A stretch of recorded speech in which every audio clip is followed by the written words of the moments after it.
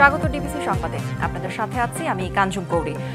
উপদেষ্টা আসিফ মাহমুদের এপিএস মোয়াজ্জেম এবং নূরজাহান বেগমের পিও তুহিন ফারাবি এবং ডাক্তার মাহমুদুল সহ বিতর্কিতদের দুর্নীতির বিরুদ্ধে ব্যবস্থা নেওয়ার দাবি উঠেছে। যুব অধিকার পরিষদের ব্যানারে এই কর্মসূচির পর বিক্ষোভকারীরা দুদক চেয়ারম্যানের কাছে সরকারের অভ্যন্তরে যে কোনো দুর্নীতির বিরুদ্ধে জিরো টলারেন্স থাকার দাবি তোলেন। পরে ব্রিফিংয়ে দুদক জানায়, দুই উপদেষ্টার সাবেক ব্যক্তিগত কর্মকর্তার বিরুদ্ধে গোয়েন্দা কার্যক্রম শুরু হয়েছে। রবিবার বেলা 11টা থেকে জাতীয় প্রেস ক্লাবের সামনে থেকে শুরু হয় মার্চ টু দুদক কর্মসূচি। যুবক অধিকার পরিষদের ব্যানারে এই কর্মসূচি থেকে সরকারের উপদেষ্টাদের যেসব পিএস, এপিএস এবং ব্যক্তিগত কর্মকর্তা দুর্নীতিতে জড়িত তাদের বিরুদ্ধে ব্যবস্থা নেওয়ার দাবি তোলা হয়। মিছিলটি সেগুনবাগিচা দুদকের কার্যালয়ের সামনে গিয়ে শেষ হয়। বিক্ষোভকারীদের অভিযোগ, স্থানীয় সরকার উপদেষ্টা আসিফ মাহমুদের সাবেক এপিএস মোয়াজ্জেম হোসেন তদবির বাণিজ্যের মাধ্যমে শত কোটি টাকার মালিক হয়েছেন। প্রায় একই ধরনের অভিযোগ তোলা হয় স্বাস্থ্য উপদেষ্টার ব্যক্তিগত কর্মকর্তা তুহিন ফারাবি ও ডাক্তার মাহমুদুল হাসানের বিরুদ্ধেও। সরকারের উপদেষ্টারা যদি এই অবাধ দুর্নীতির তারা সহযোগিতা করতে থাকে, তাহলে আমরা একটাই দাবি জানাবো, এই উপদেষ্টাদেরকে অনতি বিলম্বে উপদেষ্টা পরিষদ থেকে অব্যাহতি নিতে হবে। বিক্ষোভকারীদের প্রতিনিধি দল পরে দুদক চেয়ারম্যান ডক্টর আব্দুল মোমেনের সঙ্গে দেখা করে বলেন, যারা দুর্নীতিতে জড়িয়েছেন তারা জুলাই অভ্যুত্থানকে বিতর্ক করতে চাইছেন। যে উপদেষ্টারা রয়েছেন তাদের পিএস, এপিএসরা দুর্নীতিতে জড়িয়ে পড়ছে। এনসিপির বিভিন্ন তানভীর নামে নতুন দরবেশের উদ্ভব ঘটছে, যারা শুধুমাত্র বই ছাপিয়েই 400 কোটি টাকা মেরে দিচ্ছে। 15 দিনের মধ্যে যদি তাদের তদন্ত শেষ না করে, গ্রেপ্তার না করে, তাহলে আমরা কঠোর কর্মসূচি দিতে বাধ্য হব। আমরা চাই এই সরকার দুর্নীতিমুক্ত একটা সরকার হোক। সেজন্য আমরা দুদক চেয়ারম্যান মহোদয়কে বলেছি, যারা দুর্নীতির সাথে জড়িত তাদেরকে আইনের আওতায় আনান। বিকেলে ব্রিফিংয়ে দুদকের মহাপরিচালক জানান, এসব বিষয়ে গোয়েন্দা অনুসন্ধান কার্যক্রম শুরু হয়েছে। দুইজন উপদেষ্টার এপিএস, পিএস যাদের কথা আপনারা উপস্থাপন করেছেন, সেই বিষয়ে কমিশন আমাদের দুর্নীতি দমন কমিশন আইন বিধিমালা অনুযায়ী যে প্রক্রিয়া অনুসরণ করে কার্যক্রম গ্রহণ করতে হয় সেটি আমরা করছি। অজিত সরকার, ডিবিসি নিউজ, ঢাকা। যাদের অবহেলায় চুরি হয়েছিল রিজার্ভ, তাদের হাতেই আবার তুলে দেওয়া হয়েছে বাংলাদেশ ব্যাংকের গুরুত্বপূর্ণ দায়িত্ব। দেশের অর্থ খোয়ানোর অপরাধে যাদের সাজা হওয়ার কথা ছিল, তারাই এখন বসেছেন কেন্দ্রীয় ব্যাংকের নীতি বিভাগ, ব্যাংক সুপারভিশন ও মানব সম্পদ সহ স্পর্শকাতর বিভাগের শীর্ষ পদে। বিশ্লেষকরা বলছেন, দুষ্কৃতকারীদের এমন গুরুত্বপূর্ণ দায়িত্ব দেওয়া দুঃখজনক। আর এ বিষয়ে বক্তব্য দিতে রাজি হননি বাংলাদেশ ব্যাংকের মুখপাত্র। 2016 সালের ফেব্রুয়ারি মাসের 4 তারিখ পৃথিবীর ইতিহাসে প্রথম কোনো কেন্দ্রীয় ব্যাংকের অ্যাকাউন্ট হ্যাক করে চুরি হয় রিজার্ভের অর্থ। আর হ্যাকারদের চুরি করার সুযোগ দেন কেন্দ্রীয় ব্যাংকের কর্মকর্তা দীপঙ্কর কুমার চৌধুরী। আরেক কর্মকর্তা মেজবাউল হক। তার বিরুদ্ধে অভিযোগ, রিজার্ভ চুরির ঘটনার পর কেন্দ্রীয় ব্যাংককে অবহিত না করে গোপনে বিদেশি দুটি প্রযুক্তি প্রতিষ্ঠানকে ব্যাংকের সুরক্ষিত আইটি রুমে নিয়ে আলামত নষ্ট করানোর। এছাড়াও তদন্ত সংস্থার প্রতিবেদনে নাম আসে সাবেক কর্মকর্তা শুভঙ্কর সাহা, এসএম রেজাউল করিম, জিএম আবদুল্লাহ সালেহিন, শেখ রিয়াজউদ্দিন, এখলাস উদ্দিন সহ সাবেক গভর্নর আতিউর রহমানের। এদিকে একই ঘটনায় জড়িত প্রমাণ হওয়ায় সাজা হয় ফিলিপাইনের ব্যাংক আরসিবিসির তৎকালীন ম্যানেজার মায়া দেগোইতোর। কিন্তু বাংলাদেশ ব্যাংকের কর্মকর্তারা এখন কে কোথায়? আতিউর রহমান মেয়াদ পূর্তির আগেই চাকরি হারালেও বাকিদের অনেকেই বিদায় নিয়েছেন কেন্দ্রীয় ব্যাংকের চাকরির সব সুযোগ সুবিধা নিয়েই। আর সে সময়ে এই অপরাধে বাকি যারা জড়িত ছিলেন তারাই আবার এখন বহাল হয়েছেন আরও গুরুত্বপূর্ণ পদে। নির্বাহী পরিচালক মেজবাউল হক রয়েছেন গুরুত্বপূর্ণ 9টি বিভাগের প্রধানের দায়িত্বে। আর যার অবহেলায় চুরি গেল রিজার্ভের 10 কোটি 10 লাখ ডলার, সেই দীপঙ্কর চৌধুরী পদোন্নতি পেয়ে এখনও বহাল তবিয়তে ব্যাংকের আইটি বিভাগে। বিশ্লেষকরা বলছেন, কেন্দ্রীয় ব্যাংকে ন্যাক্কারজনক ঘটনার যারা জন্ম দিয়েছিল তাদের ওপরই অন্তর্বর্তী সরকারের আস্থা রাখার ঘটনা দুঃখজনক। প্রমোশন বা যে প্রক্রিয়াটা যারা করে তারা হয়তো ওই সাথে বেনিফিশিয়ারি, যাদেরকে দেশ ত্যাগ করার জন্য নিষেধাজ্ঞা দিচ্ছে তাদেরকে তাৎক্ষণিকভাবে সাসপেন্ড করা দরকার ছিল, অথবা এইসব ইম্পর্টেন্ট জায়গা যেখানে আলামত মুসা বা ইনভলভ অ্যাক্টিভিটিস ইনফোর্স করার মতো জায়গা যেখানে নাই সেই সব জায়গায় তাদেরকে সরায় রাখা, এটা আমি মনে করি। বিতর্কিত এসব কর্মকর্তার বিরুদ্ধে দেশ ত্যাগেও নিষেধাজ্ঞা আছে। রিজার্ভ চুরির তদন্তে যাদের নাম এসেছে তারাই এখন বসেছেন গুরুত্বপূর্ণ পদে। এ বিষয়ে ক্ষুব্ধ কর্মকর্তারা জানান, বিদেশ যাত্রায় নিষেধাজ্ঞাপ্রাপ্ত ব্যক্তিরা যদি মানব সম্পদ বিভাগ সহ গুরুত্বপূর্ণ পদে বহাল থাকেন তাহলে বাংলাদেশ ব্যাংকের অভ্যন্তরীণ শৃঙ্খলা মারাত্মকভাবে নষ্ট হতে পারে। রেদওয়ানুল হক, ডিবিসি নিউজ, ঢাকা। সোমবার মধ্যরাত থেকে শুরু হচ্ছে এবছরের প্রথম হজ ফ্লাইট। শাহজালাল আন্তর্জাতিক বিমানবন্দর থেকে রাত 2টা 15 মিনিটে 419 হজ যাত্রী নিয়ে সৌদি এয়ারলাইন্সের প্রথম ফ্লাইট ছেড়ে যাবে। এরই মধ্যে সব প্রস্তুতি শেষ করেছে ধর্ম মন্ত্রণালয়। চলতি বছরে বাংলাদেশ থেকে সরকারি বেসরকারি ব্যবস্থাপনায় হজে যাবে 87,100 জন। সোমবার রাতে উদ্বোধন হচ্ছে এবছরে হজ ফ্লাইট। এর মধ্যে আশকোনা হজ অফিসে আসতে শুরু করেছে হজযাত্রীরা। হজের কার্যক্রম যাতে সুষ্ঠুভাবে করতে পারে তার জন্য দোয়া চেয়েছেন হজযাত্রীরা। সঠিক পদ্ধতির মাধ্যমে হজ করায় এই জন্য প্রার্থনা করি। আমরা হজে গিয়ে যেন ঠিক মতো হজ করতে পারি এবং সবার জন্য দোয়া করতে পারি, দেশবাসীর জন্য কল্যাণ কামনা করতে পারি। হজ ক্যাম্পের অবস্থা বর্তমান ভালো দেখতেছি, আলহামদুলিল্লাহ। হজযাত্রীদের বাংলাদেশ অংশের ইমিগ্রেশন হবে আশকোনা হজ অফিসে, আর হজরত শাহজালাল আন্তর্জাতিক বিমানবন্দর হবে সৌদি অংশের আগামী ইমিগ্রেশন। এবছর আসলে নতুন প্রেক্ষাপটে আমরা হজ যাত্রাকে অত্যন্ত স্মুথ করবার জন্য বিভিন্ন রকম প্রস্তুতি গ্রহণ করেছি। ইমিগ্রেশন কার্যক্রম, লাগেজ ট্যাগিংয়ের জন্য রুট টু মক্কা সার্ভিসের যে সহায়তা, সবগুলোকে আমরা কিন্তু স্মুথলি রান করবার জন্য সার্বিকভাবে প্রস্তুত করে রেখেছি। বিমান বাংলাদেশ সহ 3টি এয়ারলাইন্সের মাধ্যমে 232টি ফ্লাইটে এবছর হজযাত্রী পরিবহন করবে। নিবন্ধিত সব হজযাত্রী সৌদি আরবে পাঠাতে ধর্ম মন্ত্রণালয়ের পাশাপাশি কাজ করছে হাবো।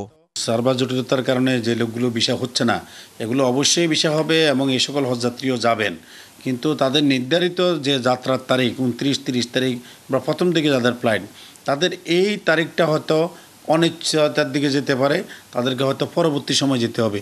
বাট সকল হজযাত্রী, নিবন্ধিত সকল হজযাত্রী ইনশাল্লাহ হজ পালন করবেন এবং যাদের ভিসা এখনও হয় নাই তাদের ভিসাও হবে। সোমবার সন্ধ্যায় আশকোনা হজ অফিসে চলতি বছরের হজ কার্যক্রমের উদ্বোধন করবেন ধর্ম উপদেষ্টা। আগামী 31শে মে পর্যন্ত চলবে হজ flight. Mahmudul Hasan Nazim, DBC news, Dhaka. এ মাসের শেষে কিংবা আগামী মাসের শুরুতে জুলাই আন্দোলনে গণহত্যায় শেখ হাসিনার বিচার শুরু হবে। পতিত সরকারের নেতাকর্মীদের লুটপাট সহ গণহত্যার বিষয়টি জাতিসংঘের মানবাধিকার কমিশনের প্রতিবেদনে উঠে এসেছে বলে জানিয়েছেন প্রধান উপদেষ্টা ডক্টর মোহাম্মদ ইউনূস। কাতার ভিত্তিক গণমাধ্যম আল জাজিরাকে দেয়া সাক্ষাৎকারে এসব বলেন তিনি। এ সময় প্রধান উপদেষ্টা বলেন, অন্তর্বর্তী সরকারের আমলেই সবচেয়ে ভালো নির্বাচন হবে। ওই সাক্ষাৎকারে বাংলাদেশের নির্বাচন সংস্কার, শেখ হাসিনার সরকারের অনিয়ম দুর্নীতির বিচার সহ সম্প্রতি চীন সফর নিয়ে কথা বলেন বাংলাদেশের প্রধান উপদেষ্টা ডক্টর মোহাম্মদ ইউনূস। ট্রাম্প প্রশাসনের সাথে গভীর সম্পর্কের কথা জানিয়ে তিনি আরও বলেন, এ অঞ্চলের মানুষের জীবনমান উন্নয়নে সার্ক ও বিমস্টেক জোটকে সক্রিয় করা জরুরি। Banking system is completely emptied out, taking resources out of the country. পতিত সরকারের আমলে ব্যাংক দখলের পাশাপাশি ঋণের নামে হাজার হাজার কোটি টাকা পাচার করা হয়েছে। আর এসব অর্থ পাচার হয়েছে ইউরোপ, ক্যারিবিয়ান ও বেশ কিছু এশিয়ার দেশগুলোতে। আমরা সর্বাত্মক চেষ্টা করছি এ সকল পাচারকৃত টাকা দেশে ফিরিয়ে আনার জন্য।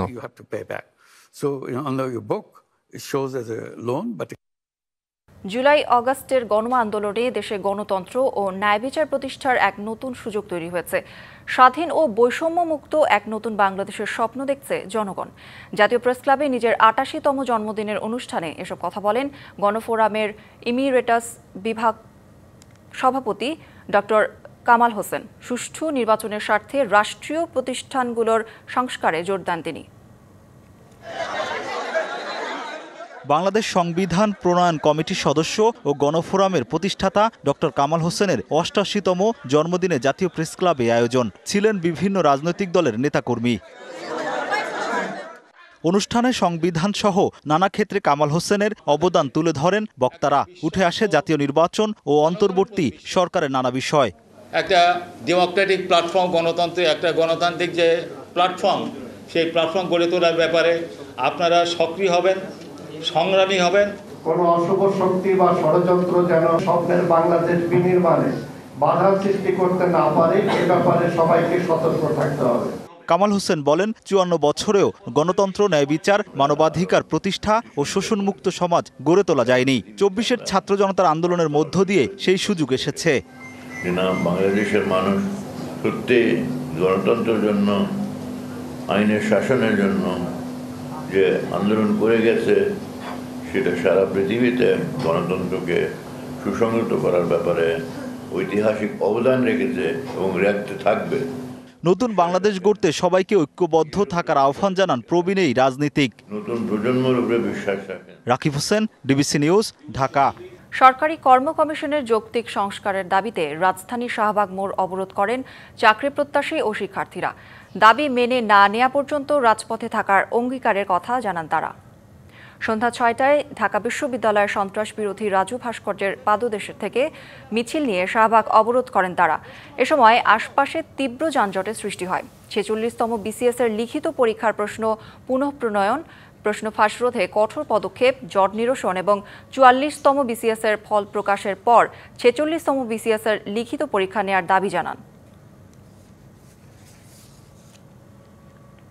ভোলা বরিশাল সেতু নির্মাণ, গ্রাহক পর্যায়ে গ্যাস সরবরাহ এবং মেডিকেল কলেজ প্রতিষ্ঠার দাবিতে বিক্ষোভ সমাবেশ করেছে ঢাকায় বসবাসকারী ভোলার মানুষ। সকালে জাতীয় প্রেস ক্লাবের সামনে বিক্ষোভ সমাবেশ, আগামীর ভোলা সংগঠনের ব্যানারে তারা বিক্ষোভ করেন। এরপর বিক্ষোভ মিছিল নিয়ে পল্টন মোড় ঘুরে আবারও প্রেস ক্লাবের সামনে সড়কে অবস্থান নেন আন্দোলনকারীরা। এ সময় পল্টন প্রেস ক্লাব এলাকায় যান চলাচলে বিঘ্ন ঘটে। দাবি আদায়ে ১৫ দিনের আলটিমেটাম দেওয়া হয়, অন্যথায় কঠোর আন্দোলনের হুঁশিয়ারি দেন তারা। পরে প্রধান উপদেষ্টা বরাবর স্মারকলিপি দেওয়া হয়।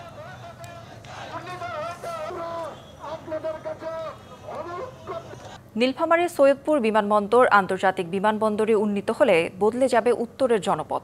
সেভাবেই এগিয়ে চলছে কার্যক্রম। তবে পরিসর বাড়ানোর বিষয়ে ভূমি অধিগ্রহণ নিয়ে আছে জটিলতা। স্থানীয়রা চাইছেন এই সমস্যার দ্রুত সমাধান, আর এ বিষয়ে ব্যবস্থা নেওয়ার আশ্বাস জেলা প্রশাসকের। নীলফামারীর সৈয়দপুর বিমানবন্দরটি ভৌগোলিক কারণে বেশ গুরুত্বপূর্ণ। আকাশপথে নেপাল, ভুটান, ভারতের সাথে যোগাযোগের সহজ পথ এই বিমানবন্দর। শুধু অভ্যন্তরীণ চলাচলে ব্যবহার করা হলেও এটি আন্তর্জাতিক বিমানবন্দরে পরিণত করতে চলছে প্রশাসনিক প্রক্রিয়া। দেশের অভ্যন্তরীণ বিমানবন্দরগুলোর মধ্যে সৈয়দপুর বিমানবন্দর অন্যতম। নীলফামারী জেলার এই সৈয়দপুরের অর্থাৎ অত্র এলাকার জনগণের দাবি এই বিমানবন্দরটিকে আন্তর্জাতিক মানের করার জন্য। এটি যদি একটি আন্তর্জাতিক বিমানবন্দর হয়, অত্র অঞ্চলের চেহারাই বদলে যাবে। তবে বিমানবন্দরের পরিসর বাড়াতে জমি অধিগ্রহণের ফলে কিছুটা বিপাকে স্থানীয়রা। অধিগ্রহণ যাদের গেছে তারা আমরা খুব দুশ্চিন্তায় আছি যে আসলে আমাদের আজও যে ২০১৯ সালে ফিল্ডবুক করা হয়েছে, এই ফিল্ডবুকটা আজও বাস্তবায়ন হবে কি না হবে। আমরা অনেক দিন ধরে ক্ষতিগ্রস্ত হচ্ছি, ঠিকভাবে আবাদ সুবাদও করতে পারতেছি না, আর আমরা অন্যখানে যে বাড়িঘর করবো এরকমও আমরা কিছু করতে পারতেছি না। যত তাড়াতাড়ি যদি একটা ফয়সলা হয় তাহলে আমরা শুরু হয়ে পাবো। ইনশাল্লাহ আমরা আবার নতুনভাবে যে কোনো কাজকর্ম করে আমাদের বাড়িঘর সাজাতে পারবো। সৈয়দপুর বিমানবন্দরে রূপান্তরণ হয় তাহলে মানুষের বিভিন্ন উপকার হবে, আমদানি রপ্তানি হবে, ঠিক আছে, বিভিন্ন লোকের কর্মস্থান হবে। জেলা প্রশাসক জানালেন, সৈয়দপুর বিমানবন্দরকে আন্তর্জাতিক মানের করতে কাজ চলছে। আশ্বাস দেন দ্রুত সব সমস্যার সমাধানেরও। ইপিজেডকে কেন্দ্র করে এখানে ব্যাকওয়ার্ড লিঙ্কেজ তৈরি হয়েছে, অনেক শিল্প প্রতিষ্ঠান গড়ে উঠেছে। তো এখানে মানুষ এখন ট্রেনের চলাচল আগে করতো, এখন বিমানে প্রচুর চাহিদা তৈরি হয়েছে এবং যদি এটা আন্তর্জাতিক মানের করা হয় তাহলে এখানে আমাদের পার্শ্ববর্তী দেশগুলো নেপাল, ভুটান সহ অন্যান্য দেশের সাথে একটি যোগাযোগের হাব তৈরি হবে। এই এলাকার মানুষ উপকৃত হবে এবং রাষ্ট্র উপকৃত হবে। সে লক্ষ্যে আমরা কাজ এগিয়ে নিয়ে যাচ্ছি। সৈয়দপুর বিমানবন্দরটি আন্তর্জাতিক বিমানবন্দরে উন্নীত হলে দ্রুত বদলে যাবে উত্তরের এই জনপদের চিত্র।